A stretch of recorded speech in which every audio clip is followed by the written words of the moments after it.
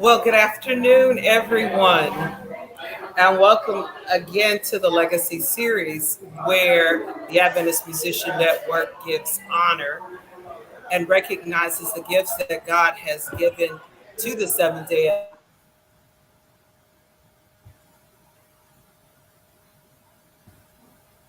Church. And my name is Sarah Sulton, and it is an honor to be with you here today.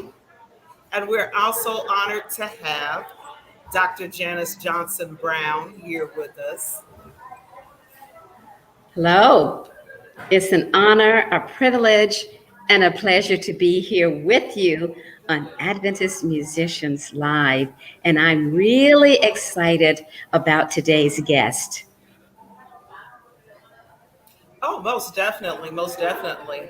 Oh, Paul was not able to join us. He had something that came up at the last minute, but we miss you already, Paul, and we look forward to having you join us next time. Let me tell you, Absolutely. Dr. Janice, I am excited too. Um, if you've been following Angela's career over the past decade plus, I tell you, there's nothing that you can do but just say praise the Lord. Absolutely. God has God has Ab- placed her in some places and spaces as a testimony as to what He can do when we ask and when we surrender to Him. and also, not only just asking and surrendering, which is most important, but when we do our part, she works very hard. So God does his part and she does hers. And the end product is absolutely amazing. Oh, most definitely, most definitely. Some of Angela's accomplishments. One of my favorite is from a sister's point of view. So, and she's going to get to talk with us about what that is, and even some of the other projects that she's working on now, Morning Brown. And let's see, I tell you, I was so excited with the the cast that she was a part of received two Grammy nominations. Well, two Grammy awards. Excuse me. Yeah. So I don't want to get into a whole lot because we want to share as much as possible. And speaking of sharing, we want to encourage each and every one of you to share on whatever platform that you are looking in. We are excited about our international audience that's coming in. I'm looking at the numbers and we're excited on that. And we're going to ask and encourage you all to go ahead, please, and to share this with your friends, your neighbors. We want you to encourage everyone. And again, to follow the Adventist Musician Network page on Facebook and Instagram. Go to the Adventist Musician Network YouTube channel and click subscribe. And ring the bell that lets you know when we go live. I tell you, I'm excited. I'm excited. I'm excited. I'm excited. And Something Sarah, else. Go ahead. yes, I just wanted to say I absolutely love the way her bio starts out. And I think that it's just such a fitting beginning as we talk to this world renowned artist. It says that Angela Brown personifies the ideal soprano, sheer vocal power, luxurious finesse, and shimmering high pianissimos. With a charming personality larger than life, she unites opera, pops, and gospel in one sensational voice and has graced the leading opera and symphonic stages across 6 continents. A featured artist on the two-time Grammy Award-winning recording Ask Your Mama, which you mentioned earlier, Angela's international reputation continues to grow. And I think that's just an absolutely beautiful, perfect, and wonderful description of our artist today. And it's wonderful to know that not only is she talented, but she has a good heart. She has a good spirit. She has a beautiful personality. I remember her, and we'll get into a little bit of that later, but I do remember her as a student and a personality that was just absolutely overflowing with beauty, grace, charm. And, I knew that something great was going to happen with her. So we're excited about Angela today. And we look forward to really digging in and getting into some good information. Most definitely, most definitely. And before we bring her on, most recently, we do want to also recognize that Angela was a part of the 2021 PBS documentary on the life of Marian Anderson, Voice of Freedom, as a part of the American Experience series. I tell you, look, you all are in for a treat today. And let's go ahead and welcome Angela Brown. How are you, my queen? Thank you. I'm so happy to be here. How y'all doing, my sister friend? We are great and excited about you being with us today. Wonderful. Thank you for having me. I tell you, audience, I guess on our cheat sheet thing, we are all a part of the Oakwood University experience at one point or time. And look, I'm just happy to have Angela here. But oh man, where do we begin? Look at what God has been doing for you. Well, international traveler. Yeah, and she looks absolutely beautiful. Flawless. You are a great representation of sisterhood. You're looking beautiful, girl. Thank you so much. You're welcome. Oh, honey, we have not been dipping in the not aging pond because we all agree. We all agree.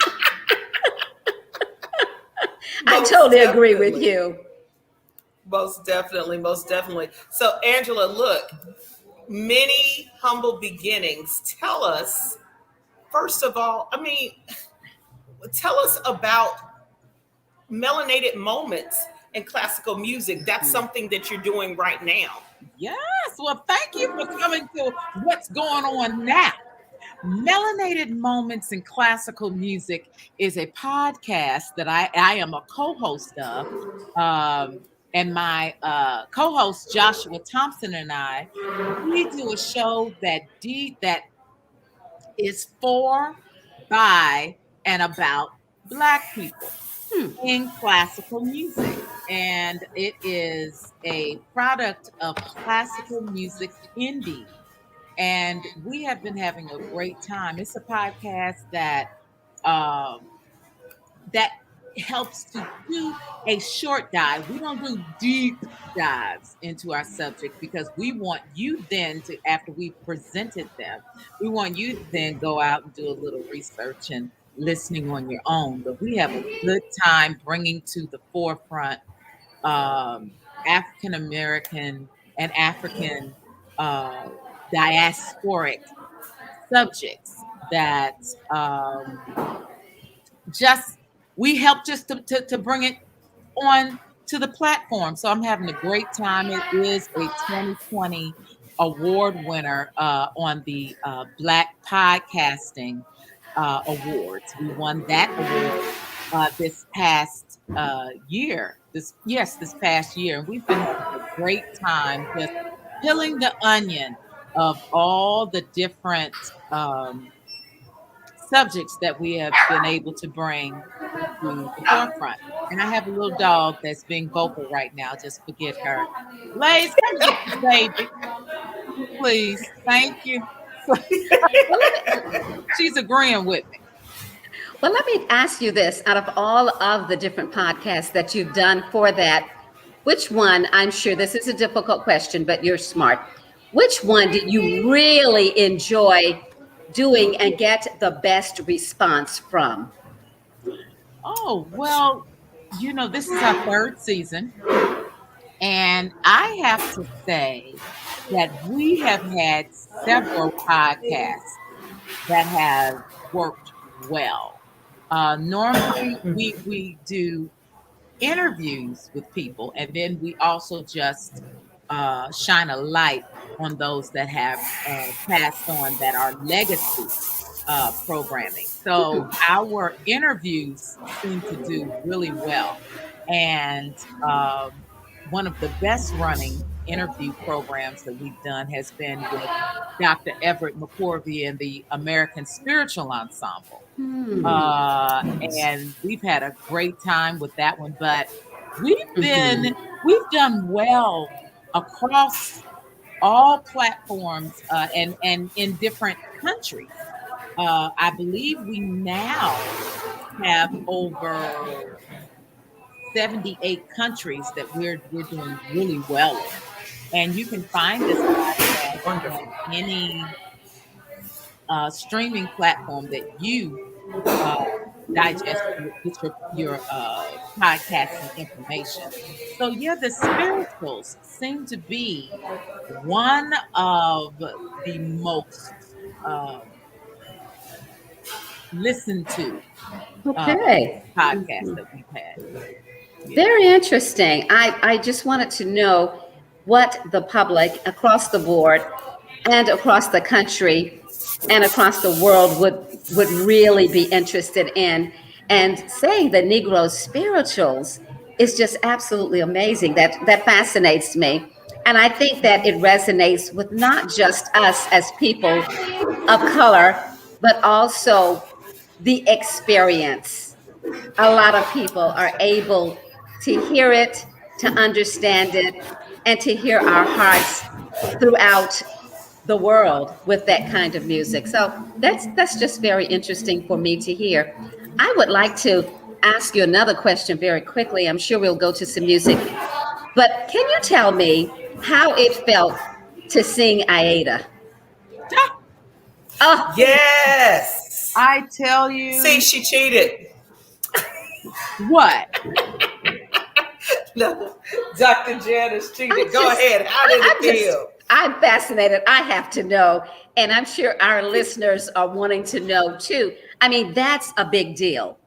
That's oh Yes. yeah, outstanding. I have, And if that's I could something get her, people want to know. So go with it. Come on, tell us about I it. have her on the wall, the Metropolitan Opera. Come on, where's Uh, she at? All yes, right now. yes. I had the opportunity to do my debut at the Metropolitan Opera in 2004, and having that experience to be able to sing the role of Aida at the Metropolitan was, it was great for me.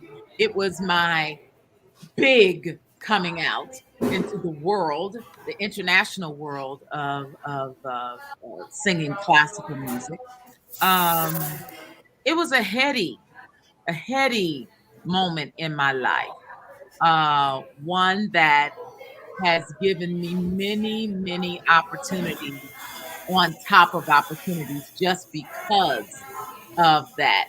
October 29th, 2004, singing Aida at the Metropolitan Opera. From that, I was on the front page of the New York Times. I was a part of Oprah magazine, of Ebony magazine, of Essence magazine. Um, I was in Reader's Digest and Psychology Today. I mean, it was like the hit that was heard around the world, you know. Um, it really started it catapulted me, let's put it that way, on the stages of the world. And it was wonderful to be able to really get to know that character, to peel the onion of Aida. And it's one that I'm very, very blessed to have been able to touch and to be able to recreate. And then have had the opportunity to recreate it on some of the other stages of the world. Wonderful. Amen. That's a once in a lifetime opportunity for a lot of artists And I was reading that that's a very coveted place to be. And God is very good. He placed you there, and we're very grateful. And we're very godly proud of you for that. I would like to ask you one other question. Very quickly, I noticed in your bio that you had been in a number of magazines. But what was the byline for you being in psychology today? As you know, I was a psychology professor when you were at Oakwood College, then college, now university. So do you remember what the byline is? Why were you in psychology today, that magazine? You know, when I was in that magazine, I asked myself the same thing. Um, but I think they were probably touching on the fact that it takes a certain uh, personality. You know, I think what that was their bid. Uh, Personality type Okay. that would, I guess, go towards a more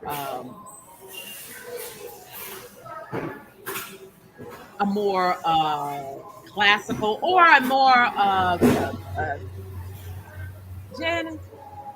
I don't know why they would decided to do that because I can't really remember, but I want to say it was personality types who would, Personality yeah, type. who would Okay. go into To opera, into music. into You know, music in And you know general. what?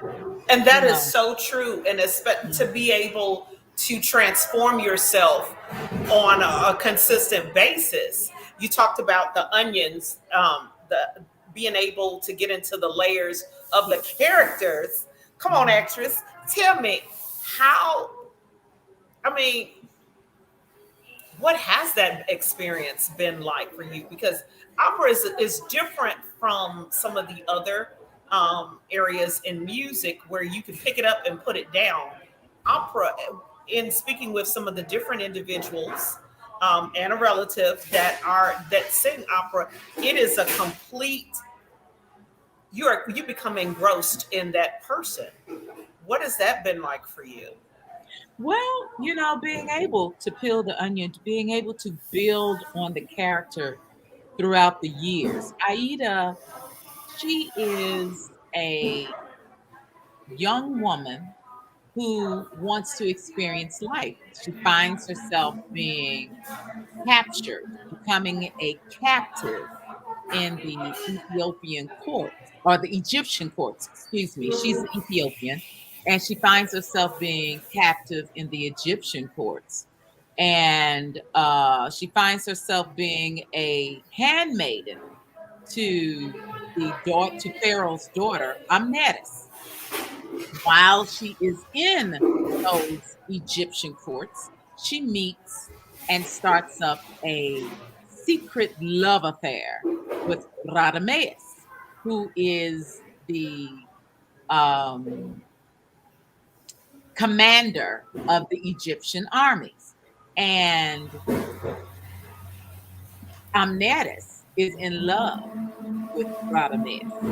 So we have this trio, this love affair, this triangle that happens where Aida cannot let it be known that she is a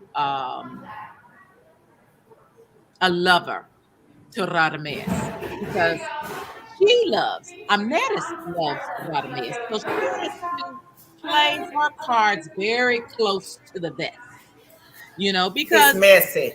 it gets messy because not only will if this is found out, not only is she personally going to have a problem with Amneris, but she is going to find that her country, her father, her people will definitely have a problem if this love is found out.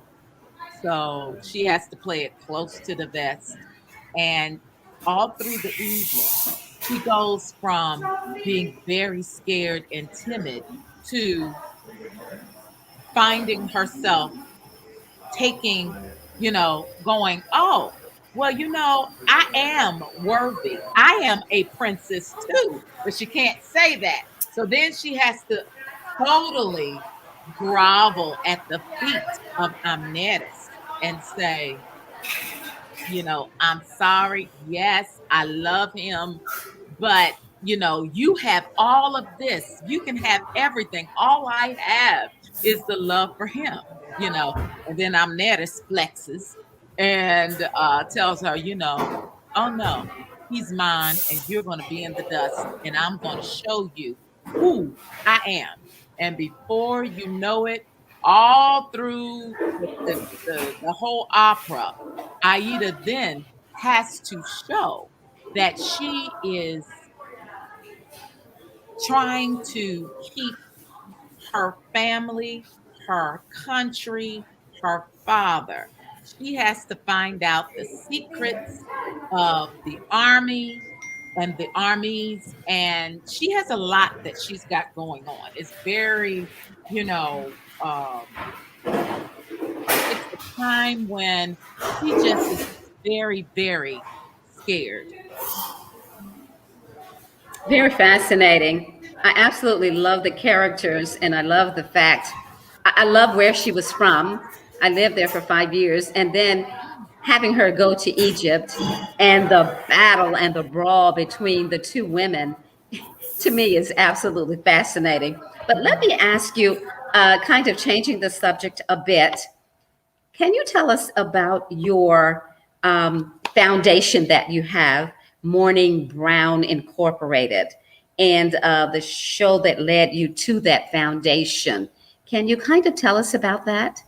Yes, ma'am. Opera from a Sister's Point of View is a show that demystifies opera for audiences that normally wouldn't go.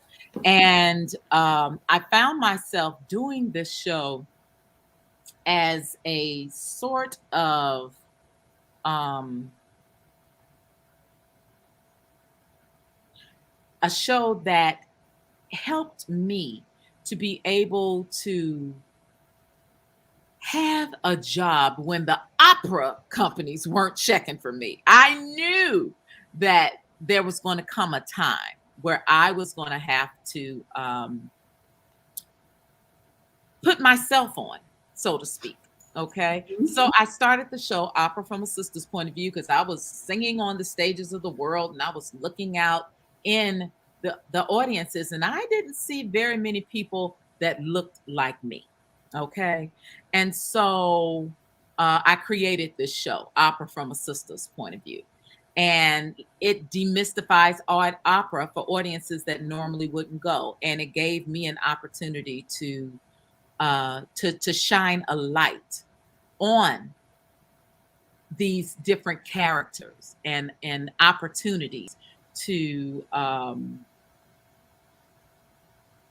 just share what opera was for me from my point of view. So I do this concert, and then I peel the onion, or I let people know what these different operas are about. And I ended up starting this foundation called Morning Brown that brings culture to cultural deserts. And I have been able to share my experiences with opera with audiences that normally wouldn't like opera, you know? And I was one of those people, you know. I didn't think I would like opera very much myself. And I began to show and share um, these opportunities to come and explore, okay? Explore these different genres of music and let young people, let older people know that opera is not that deep and you can find yourself in opera. There are African operas, like Aida. There are Hispanic operas or Latino X operas like Carmen. There are Italian operas like Tosca. There are so many ways that you can find. I just let people know that they can find themselves in opera. And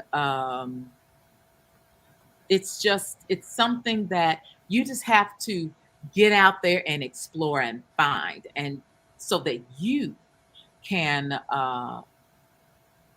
definitely enjoy this wonderful masterworks, these wonderful masterworks.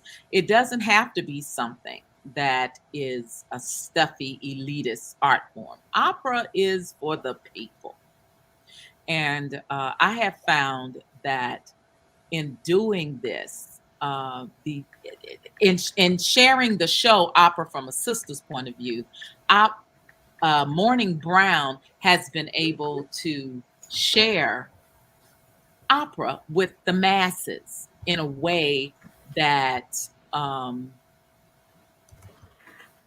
is enlightening, inspiring. I have been able to share the opera stages with young people.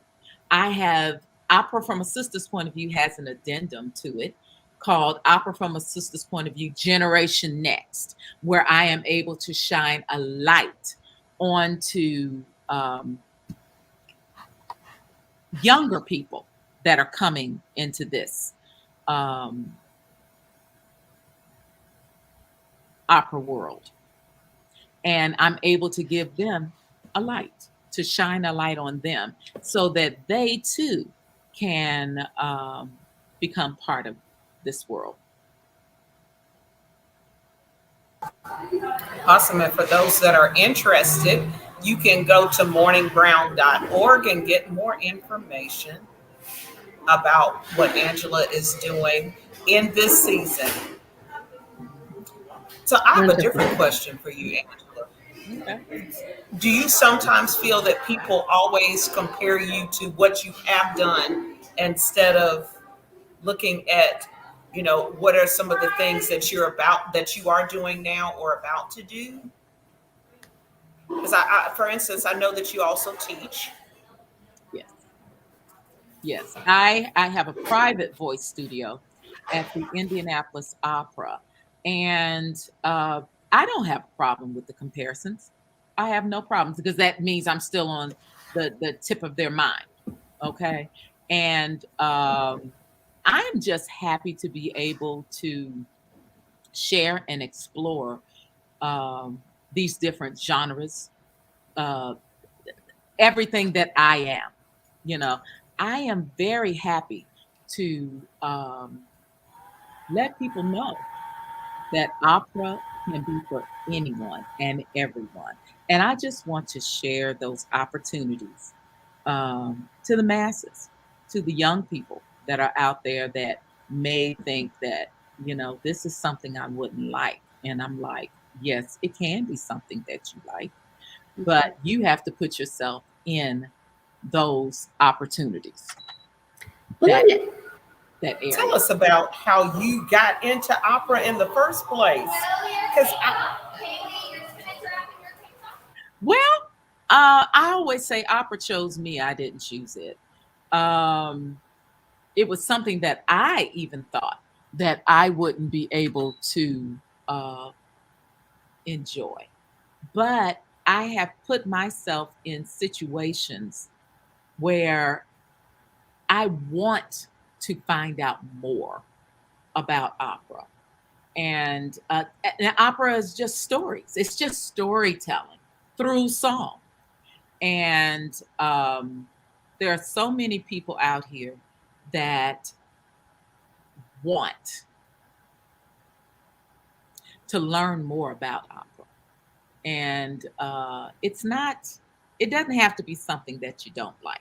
Don't tell me you don't like a mushroom till you tried it, you know. So I found that to be my mission in life. well, let me ask you this. Who was your greatest influence in terms of opera finding you? have to say that Ginger Beasley at Oakwood University, which was college at the time, was the one that helped me to feel comfortable with opera. She introduced me heavily to the genre. And then she took her studio from Oakwood.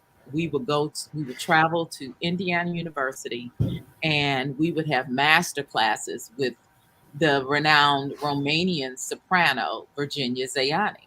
And so I say that Ginger Beasley is the author of my voice, but Virginia Zayani was the finisher of my voice. And when she heard me sing for the first time, Virginia Zayani said to actually to Mrs. Beasley, she said, Ginger, Angela is not a mezzo soprano.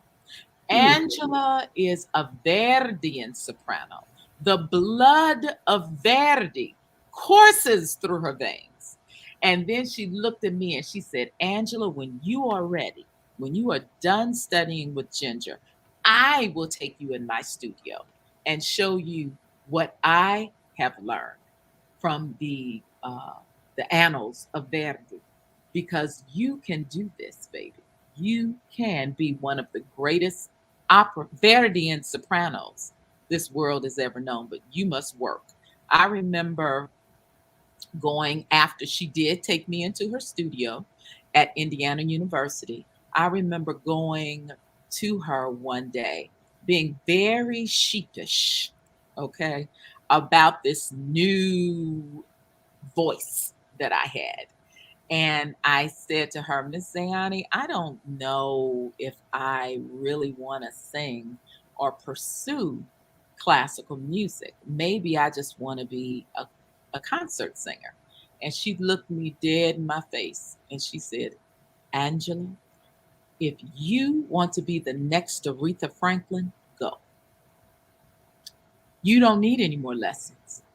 But if you want to be the best Verdian soprano this world has ever known, you must work.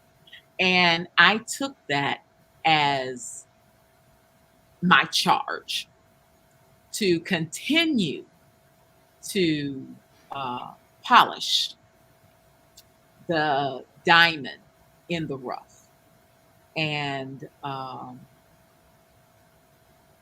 be inspiring and inspired and continue to be the best Verdian soprano this world has ever seen. And that can be out there in this world of opera. Because if not me, who? I mean, why not me? You know? So she encouraged me greatly. She encouraged me greatly. Very good. Hearing about a Verdian soprano is even educational for us listening now.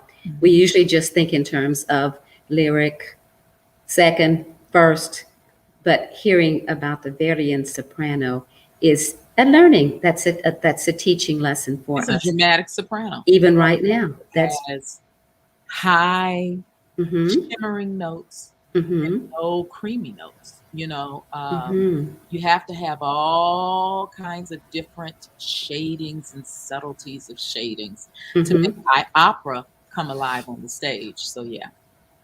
Very educational. Thank you for sharing that with us. Are we going to hear some music, Sarah? Most definitely. Let's go ahead and listen to a piece that Angela did a while back, um, but not that long back. And we're honored to have Angela Brown here on the Legacy.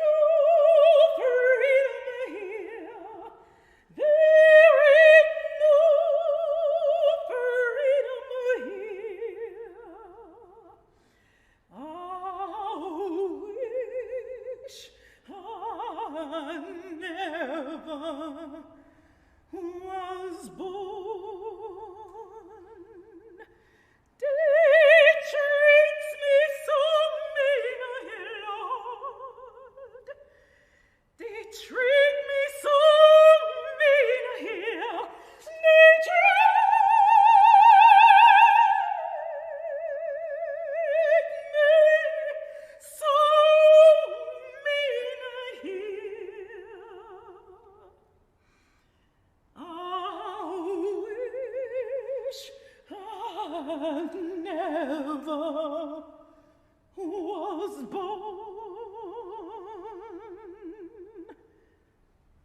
They sold my children away, Lord. They sold my children away. They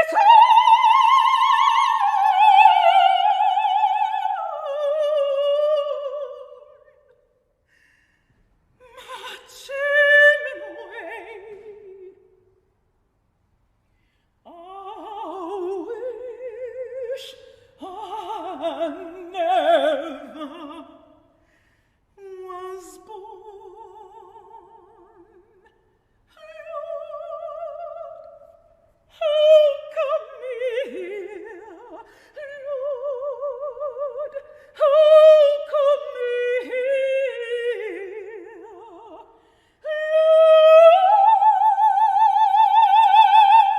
Lord, how come me here?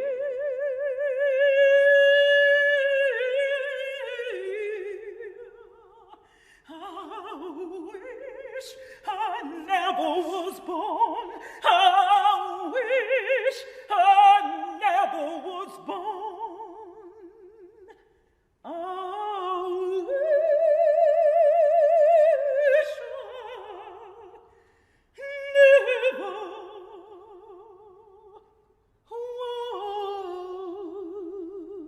was born.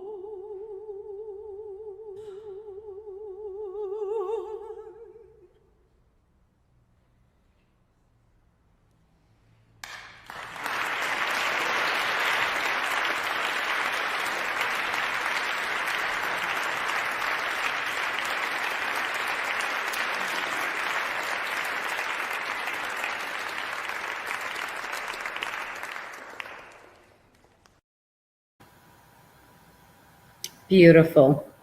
Absolutely beautiful. Very riveting and with much love, yet pain and anguish.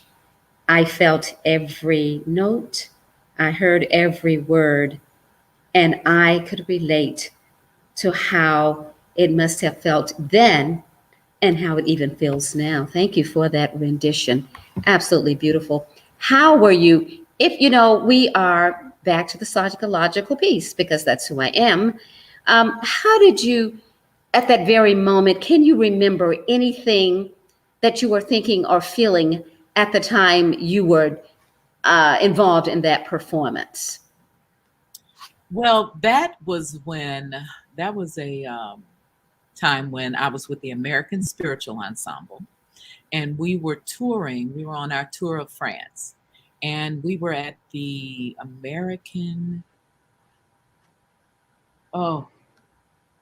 the American Church in Paris. I think that's what it was called. Mm-hmm. And it's a beautiful cathedral.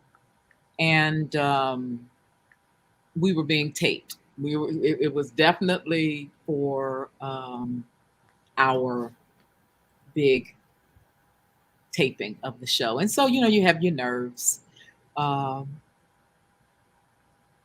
singing in that cathedral was awesome because the acoustic was perfect. And you're singing for the American Cathedral in Paris. That's what it's called, the church. And just being able to think of those words of that woman that is singing, the slave woman, that I'm singing her story of being in a room, I imagine, where she has been put dirt floor. She's just gotten off the boat, maybe, or she's had a hard day on the plantation. And she's just pouring out her heart to God at that moment. And she's questioning, Lord, why am I having this kind of earthly experience? I mean, They took me from my homeland. They have treated me so mean here. And the last insult, they sold my children away. I wish I was never born. If I had to be born into this earthly experience, I wish I was never born. Lord, how come me here? There has to be a reason. And so, in thinking of performing that piece and everything that that individual is going through, it's a heady time. It's sad. I try every time I sing that particular spiritual, it makes me weep. And I have to remember I am the performer, so I can't cry more than than my audience is. But it's a very heart-wrenching, gut-wrenching experience to relive that, to put yourself into that. And that is what is required and called upon for each performer to do, is to pull on moments, either in your life or put yourself into that character. And it's always very gut-wrenching for me. Even when I think about it now, I get teary-eyed, but you have to control that, so yeah. Beautiful. Beautiful. So outside of Aida, let's just go back just a little bit. What would you say is your favorite or one of your favorite performances? Well, what I would say is one of my favorite characters to play is Tosca, because Miss Tosca is a tour de force all by herself. She has every emotion going on all night long, and she's a grown woman. I think I like her best because she is an adult. Aida is a younger person, and she is royalty, and she's got a lot of different things that she can go in. But Tosca, I can put myself into her shoes. She's a passionate woman. She's jealous. She in love with this man. She's making house and presentation for him. She, starting from the time she walks in, she's calling for her man, Mario, Mario, where are you, Mario? I'm coming to see you as I am. And she's a religious woman. She brings flowers to the Madonna.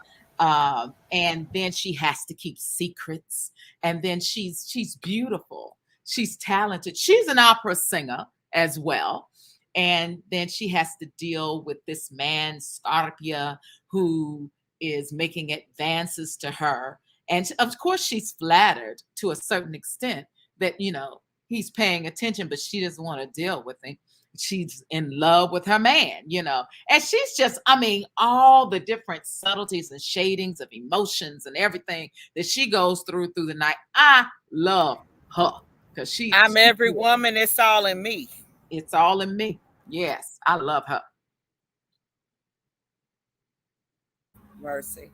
And I think it is a difference when you are portraying and when you're singing about a character that has lived through adult experiences versus somebody who's at the very beginning of that journey. It is different. Because I remember turning down a role because this was a 16-year-old, it was Manon Lescaut, a 16-year-old, very giddy, silly kind of chick. I couldn't play her. I was like, I'm past this. I didn't want to go back to 16. It wouldn't be very believable. So Mhm. yeah, you have to think about your temperament. You have to think about what you can bring to a character when it's your time to portray them. Yes, I'm an actress, and yes, I guess I could have done that, but I didn't feel help. Well, let me ask you, if you had to tell an aspiring young artist who loves opera, who understands it, who wants to be a part of it, what would you tell them to look out for? How would you advise them? How would you share what you think would be helpful to them? And I'm speaking specifically to artists of color. But that's a broad question. So I'm going to. Just break it down in pieces, baby. We're not expecting the whole cake, just a little slice of it, okay? Well, what I would say to any aspiring opera singer of color, first of all, Mhm. you want to be prepared. Have your languages is prepared. Always be prepared rhythmically on the first day of rehearsal. Uh, there are times when you will feel like you are not good enough. But if you got the contract, they think that you're good enough. So suck it up, buttercup, do the best work that you can do. Be prepared. Be prepared. As far as success is concerned, success will look different for everyone. I don't care if you're an opera singer or a doctor or a lawyer, whatever it is you're picking up to do, success is going to look different for everyone. You can aspire. I can be, you can be inspired by me, but you have to bring the best you to the table. And everybody, if they thought that you knew everything, then you would be a star already. Don't ever be afraid to ask questions because you don't know everything. You're down here to learn. You're having this earthly experience to learn. So ask questions and always remember that you are a student. Always be willing to learn. Because if you go into a situation where you think you know everything, yes, know if when it comes to the actual score, know that music, know the rhythms, know the language, have your translations, your interpretation, have looked at some video, all of that stuff. Yes, know that. But be eager and willing to learn even more. Well Don't said. know everything because then therefore people won't want to pour into you because they're like, well, if you know everything, then go on out there, good luck, but be willing to listen and to learn. Always still be a student. Let's talk about the languages that you've had to learn.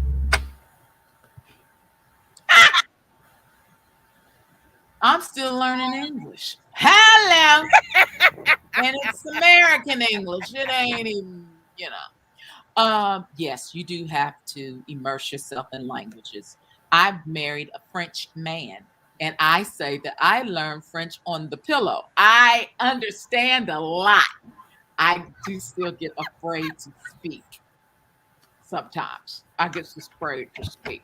But the best way to learn the language is to go to the country and immerse yourself. But as far as singing opera, you learn the dictions. Okay, you learn the International Phonetic Alphabet because that will help you in your Romance languages like French and German and Italian. Those have the same, vowel sounds, so you can get through the languages. But then there are all other kinds of languages like Spanish and Russian and Czech and well, I haven't sung a Japanese opera, but there are all kinds of different other languages that have operas written in them that you would have to go to get extended coachings in order to pronounce the words.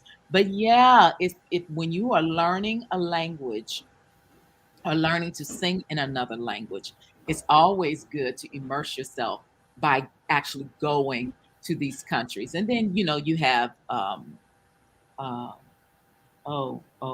young artist programs and summer program intensives that you can go to different countries, and then you can be there, and then you can kind of get yourself into those pockets of language to where when you are, because you can always get a dictionary and translate, and they have books of translations of the different arias and stuff. But there's nothing like going to the country and ordering food in the language, eating that food, taking in the aura and the ambiance of sitting in an Italian cafe. Like, Sarah, you're sitting in Starbucks and we're hearing all the clinking and clanking. That's a whole ambiance in itself, So actually being able to sit there. Okay, she just put my business out there on Front Street, y'all. I told you business because I was like, I can't take all this noise. I can't think. So, but yes, you do have to learn some languages, but it's about the diction so that you can pronounce the words. And then if you're blessed enough to travel, then you can travel to learn. Sarah, are we going to hear some music right now? We sure can. Of Angela's many milestones that have been professionally, one of them that was homegrown was to be able to come back to Indianapolis and to sing the national anthem. Let's go ahead and give that a listen. And once again, if you're just tuning in, we are here. I'm here at Starbucks outside one of my favorite spots that's normally quiet. But we are honored to be here and excited to be here with Angela Browne, soprano. And what is this new term that I need to learn? You are verde soprano? Oh, a verdian. Just say soprano. Angela Browne soprano. It's all good. We like rolling the R. Verdian. Okay, let's hear the music, Sarah.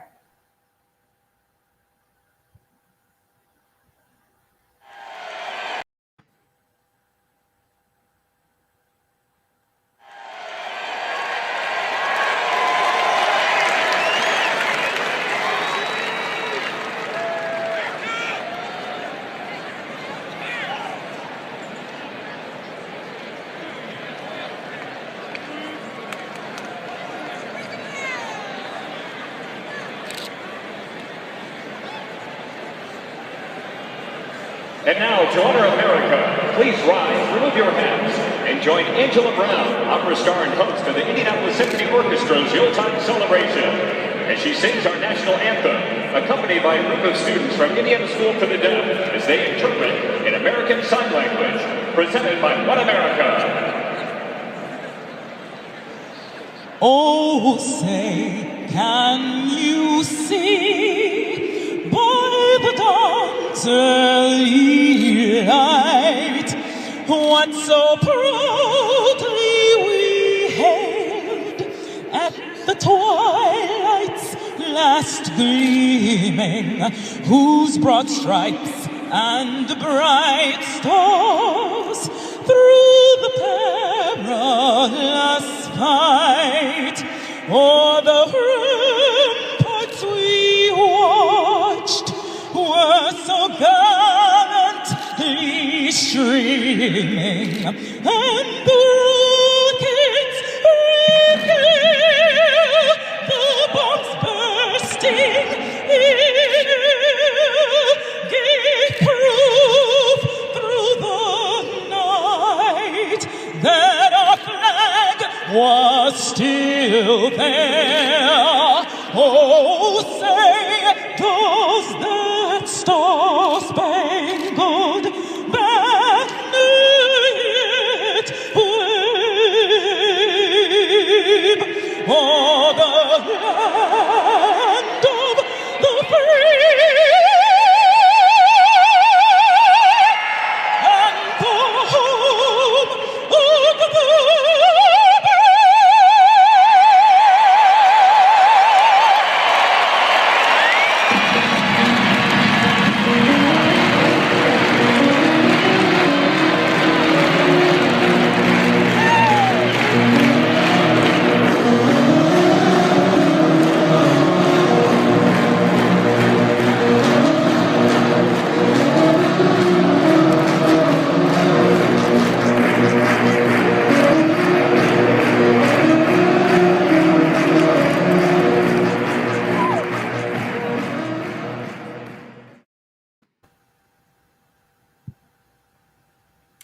That was wonderful.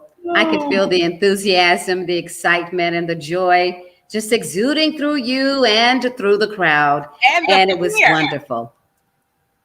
And the fear. I mean, those are some of the largest audiences a singer will ever sing for are those wild and crazy sports audiences. So yeah, and then you got to pick a pitch, any pitch, and be ready to sing. And you did that. You wowed the crowd. But it just in looking at your face, we could tell how happy you were to be home and to be able, it's like, it's one thing, it's good when they say that I did a good job, but it's nothing else like having home Yeah, and that and was being my feeling accepted brother. there. Yeah, and that was my brother and my little nephew that I was hugging and high fiving at the end. So it's always good to sing, to come home and sing. So, two quick questions as we're winding down. Number one, do you have any books that are coming out soon from you? Okay, okay, universe. Okay. No, I don't. But baby, it has been on me, okay, to get this book done. So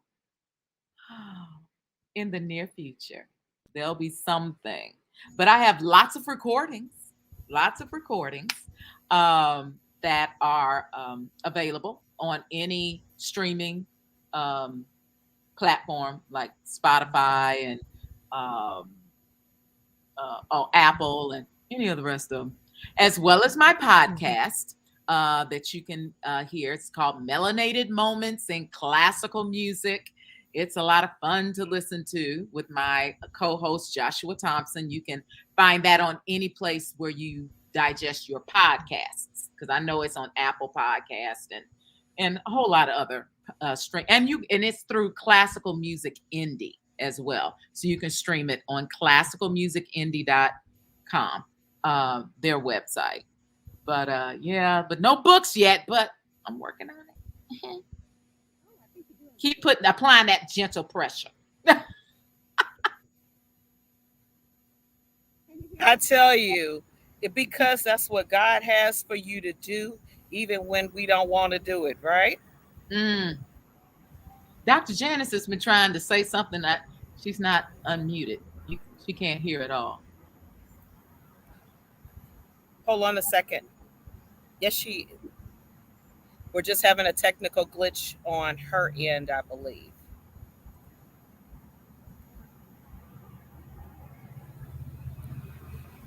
So, friends, while we're working that out, you can go to classicalmusicindie.org for podcasts, Melanated Moments, and you can become a part of the experience, the Angela Brown experience. And your co-host name again? Joshua Thompson. We have a lot Joshua of fun. Thompson. Yeah. I believe it. I believe And this it. is our third season, y'all. Our third season. We just started our third season. Woo! So come on out. Check us out. Yes. Awesome, awesome, awesome. Now, and my other question, what any touring in the near future? Yes, I am. Well, it's not me alone, but I will be touring with the American Spiritual Ensemble that is out of Lexington, Kentucky, or the University of Kentucky, with Dr. Everett McCorvey. You can always go look us up. I was singing the Lord How Come Me Here. We are doing something in October. So check it out on the AmericanSpiritual.com website, the AmericanSpiritualEnsemble.com, I believe it is. Or it could be .org. But I'm going to be with them in October. Mm-hmm. And with Awesome. COVID, And we're right. not doing a lot of touring. But I'm also going to be singing with the Indianapolis Opera. If you're here in Indianapolis, the Indianapolis Opera on September 11th out at Garfield Park at 7 p.m. It's a free concert, and it's going to be fabulous. Actually, it's going to be fabulous, and it's going to be open air, but you do have to get tickets for it, but it's free. Okay, because we have to watching the numbers. So if you're in the tri-state region, Ohio, Kentucky, just come on down for a good time on September 11th with the Indianapolis Opera. You can go on that website to also find out about tickets there. And I see you have my Brown at indieopera.org website, email address up. That is my vocal studio. So if I give virtual lessons as well as in-person lessons. So if you are interested in coming down and having some coachings or some lessons with me, please contact me through Brown at indieopera.org for the Angela Brown Vocal Studio. Fantastic. You are a busy woman, and you have definitely been able to reinvent yourself in the COVID-19 generation. Girl, you better be creative. You better be creative up in here. Okay, because I was blessed to be able to get a studio at the Basile Opera Center, where Indianapolis Opera is housed. But right here in my own little corner, in my own little world, I've been singing and talking and giving master classes and teaching voice lessons. You better be very creative during COVID-19. Hallelujah. Hallelujah. I tell you, because COVID isn't playing. But look, this has been such a wonderful and such a rich experience. Thank you. I've had and fun. Like I said, it might not mean anything, but I'm proud of you, my sister. Oh, thank you, Miss Sarah, Dr. Janice. I really am. Thank you so much. It's look, I don't have all of the opera degrees behind me, and I don't have all of that experience, but I will say this, that when one of us wins, we all win. True. And that you are opening doors and have opened doors for so many. We were looking at Loretta Merritt, who is a great gospel artist right now and is doing some amazing things, and having her to come on and to be able to listen to you and to share that experience. Thank you. Such a blessing. So much. I am blessed to be Dr. here Janice. and be able to inspire others. So it's a blessing. Dr. Janice, you still don't have your job together, girl. I don't know what's happening. Can you pantomime? Can you do some sign language? She's speaking in tongues right now. That's okay. What that she is speaking it. Well, look, we're glad that you were able to take out from your busy schedule and to join us. And you know what? We would like to, we'll talk. We want to also thank your agent for allowing this opportunity for you to be a part of this. It was a delight to work with her as well.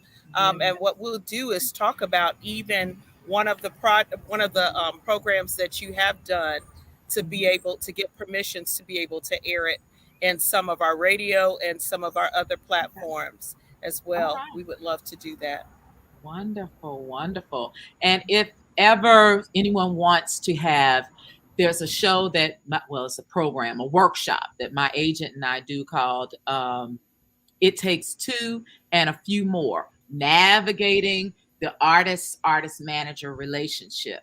And she comes on and she talks about everything being agent, all the things that you need as an artist. And I talk about everything on my side of the coin. And it's a very successful venture that we have. We go into schools, community centers, same thing with the Opera from a Sister's point of view. So if ever you need my services, you can get in touch with Janet Gerald at jejartists.com.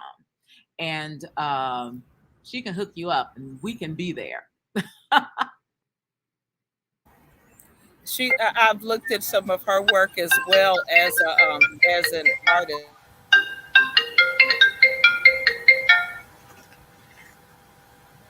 Now we heard that, Janice. Was that your phone Hey, ringing? There you maybe That go. was I'm you. back in There business. she is. All Maybe I'm right. back in business. Can you hear me now? Yes, ma'am. We Okay, hear you loud wonderful. and Can I clear. just quickly say a couple of things because I did get to, I really need to say a certain couple of things to you. The first thing is I just like your spirit. I like your attitude.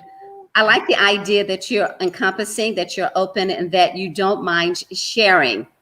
And I did hear what you just talked about, and it takes more than two. And I think that's a wonderful way to actually share. I think that is great. And we're going to be looking forward to just hearing so many things from you in the future. And I'm really excited about the October program. That's wonderful. You said it's in Kentucky. Well, And it's not going to be in Kentucky. where's it going to It's be? going to be. Oh, you have to go on the website. It's the because we're traveling. I don't know. I can't even remember where we're touring. Honey, they just called me and said, Angela, are you available? I said, yes. So I don't even know where we're going. But She doesn't know, y'all. we I'm are going to try and find you. we started in Kentucky, but we're based in New York, and then we go from there. So Okay. I don't know. But check it out. The American Spiritual Ensemble. And it's Sure. going to be in October. Now, the other show that's going to be in Indianapolis, because that's not too far. Y'all can take a little, drive up. Sure. That's We're in going to be Nashville. September 11th. Yeah. That's Okay. going to be September 11th here in Indianapolis. Okay. Okay. Very good. Well, Indianapolis. that's exciting. That's wonderful. One last question. How do you stay grounded? Ooh, God. Honey, I get up in the morning and I pray and I thank him. Don't get me crying. I thank him for everything, for the air I breathe, for the grass, the birds, my house, my health. I thank him. I thank him constantly through the day. I constantly say, thank you, Jesus, thank you, Jesus, thank you, Jesus. Because that is the only way we getting through this. And then I thank him for my parents and the grounding that they gave me while they were on this earth plane. And I thank them. I'm always forever grateful and thankful constantly. That is my mantra throughout the day. So that's how I stay grounded, because who am I, but his child. And I just keep reminding myself of that, and then try to remind others of that, because it costs nothing to be nice, and a smile goes a long, long way. Absolutely. Without I wanted someone it. to hear that because somebody's listening, and there's some young person that's listening, and they needed to know that, yes, you have the gifts, you have the talents, you have the ability. God put you in the right places, gave you the right people, but with all of that, it is truly him that has made all of that possible for you. So being thankful, being grateful for recognizing him and sharing him just now. Hey, that makes all the difference. Thank you for that. You're welcome. And your smile is contagious, Angela. Thank you. Sometimes I smile so much, I'm like, contagious. Got to bring those down. But it's truly genuine. What you see is what you get. Because I was looking over some other interviews and stuff that I've done, and if I can say that myself, I have always been me. That's another thing I'll say. Always be authentically you. Because the moment you start trying to put on airs and be somebody else, that's when it's going to come around and folks are going to be like, well, who is that? Because she was somebody else over here, and now she's something else over here. Baby, just be yourself. Just be yourself. It'll work out. That's beautiful. And accepting others as they are. I think that's very important as well. Yep.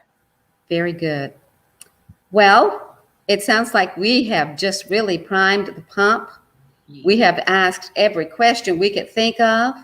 You have been very gracious and you have answered. I'm excited. I'm so thankful. And I'm very godly proud of you as well. You were a student, as I mentioned earlier, at Oakwood when I was there teaching in the psychology department. I didn't get my hands on you, but I did know of you, and you were always very respectful and a wonderful student on campus. Personality galore, and always singing up a storm. And it's wonderful to see the progression, to see where you are now. And I'm excited to see where you are going to go in the future. So we pray for you. We wish you the best. We know that God is going to continue to bless you. And I personally will keep you in my prayers. I'll put you on my prayer list, and I will make that concerted effort to actually call Angela's name in prayer. So know that you're being prayed for wherever you are, wherever you go, and whatever you do. Thank you. Thank you so much. And if I could say just one really quick last thing to aspiring artists, aspiring people out there. You know, we all want to be on the stages of the world. We all want to be on the stages of the world. But just like with this COVID thing, so many companies and opera companies and things like that had to fold. So you say to yourself, well, they say when a door closes, a window opens. But what if the whole building gets knocked down? What you gonna do then? You're gonna build it yourself. Because it's true. If you build it, they will come. Continue to do good work, but build stuff for yourself. And then invite some people in. Then invite some people in to keep you company that you can help. Because you will be the only Jesus some will ever see, and you will be the one to start something that others can then spark off of. Be a spark wherever you are. Grow, bloom where you are planted, because you're worthy and you are worth it, and you can do it. Mm-hmm. Amen. Be encouraged.